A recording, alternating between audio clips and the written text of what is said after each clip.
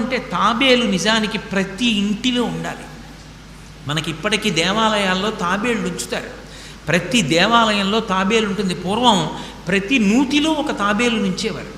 ఎందుకు తాబేటిని ఉంచుతారో తెలుసా? తాబేటి యొక్క దర్శనము మంగళ దర్శనం.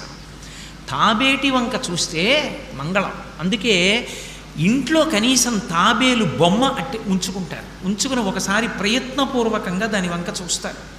ఎందుకు తాబేలు ఇంట్లో ఉంచుకోవాలి అంటే దాంట్లో ఒక రహస్యం ఉంది. దీక్ష అని ఒక మాట. దీక్ష అన్న మాట దేనికి అన్వయం అవుతుంది అంటే యజ్ఞానికి అన్వయం అవుతుంది. యజ్ఞం చేసేటటువంటి వాడు దీక్ష స్వీకరిస్తాడు. దీక్షా స్వీకారం చేశాడు అంటే ఇంటి లోపలికి మళ్ళీ వెళ్ళరు. ఇక పూర్తయిన తర్వాతే ఇంట్లోకి వెడతారు. ఇల్లు విడిచిపెట్టి బయటికి వచ్చేసి దీక్షావస్త్రాలు కట్టుకొని మేళతాళాలతో యాగశాల ప్రవేశం చేస్తారు.